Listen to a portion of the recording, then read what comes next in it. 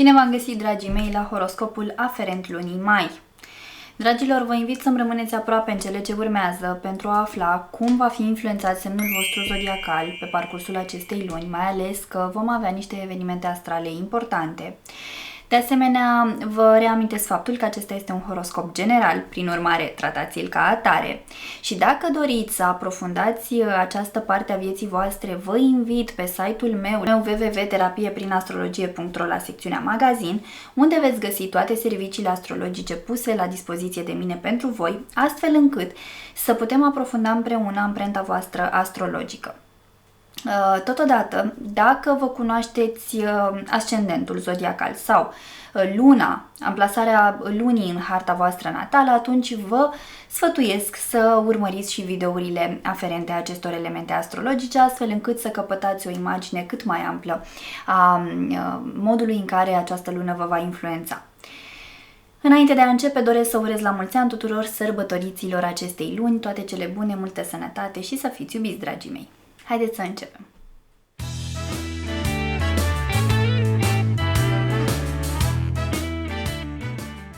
Bun găsit, dragi nativi ai zodiei Rac, și bine ați revenit la horoscopul aferent lunii mai.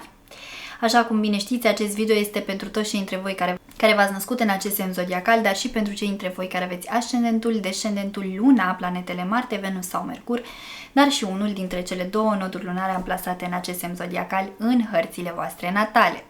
Dragilor, vom trece în revistă începutul, mijlocul și finalul de lună. Pentru voi, luna mai va aduce clarificări în plan social, schimbări în plan relațional și noi direcții în plan profesional.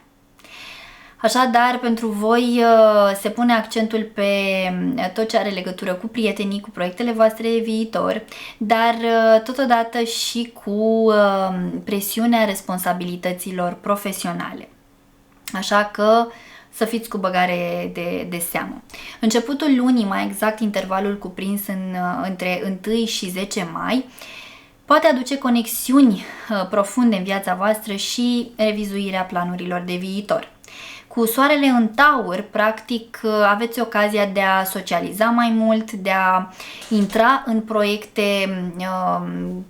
care au legătură cu grupurile din care faceți parte, să vă setați obiective noi și importante și în acord cu momentul vieții în care vă aflați voi. Deci este o perioadă activă din punct de vedere social și totodată una foarte bună pentru reconfigurarea visurilor voastre, da, aspirațiilor voastre pe termen mediu și lung.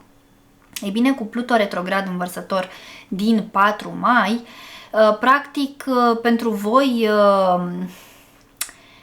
este provocată relația cu tot ce are legătură cu intimitatea cuplului din care faceți parte, dacă este cazul, dar și cu resursele pe care le partajați împreună cu partenerul de cuplu, resursele financiare. Este o perioadă bună în care să transformați raportarea la planul intim, la subiectele tabu din viața voastră, la ideea de control. Da?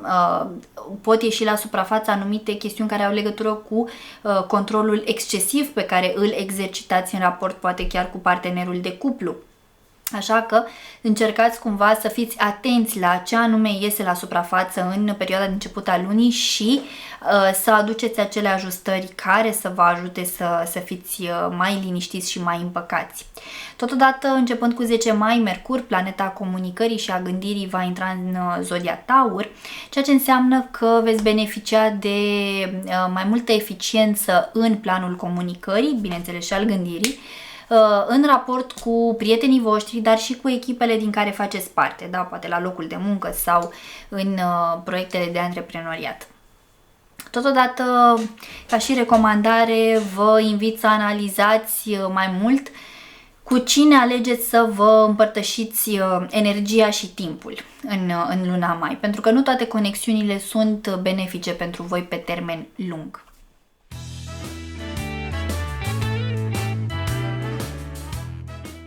Mijlocul lunii mai, adică intervalul cuprins între 11 și 20 mai, aduce posibile tensiuni în planul iubirii, dar și creativitate.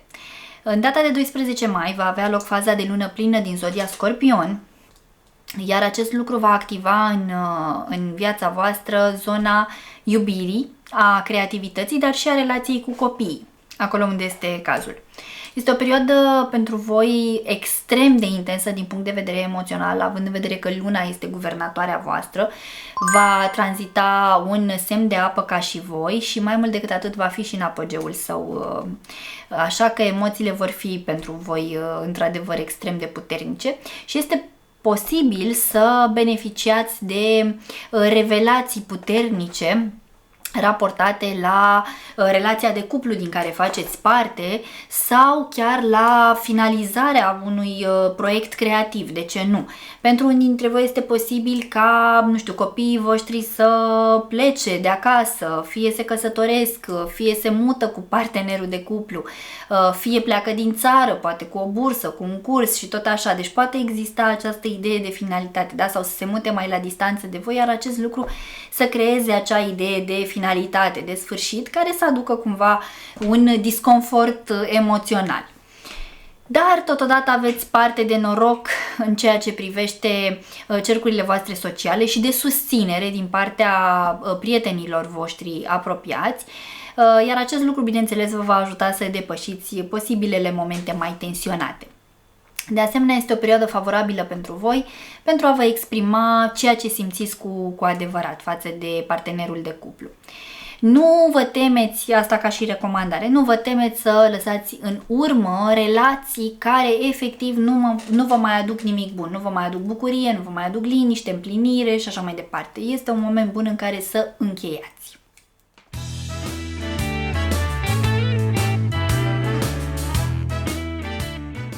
Finalul lunii, mai exact intervalul 21-31 mai, aduce pentru voi posibile presiuni în plan profesional, dar și nevoia de introspecție.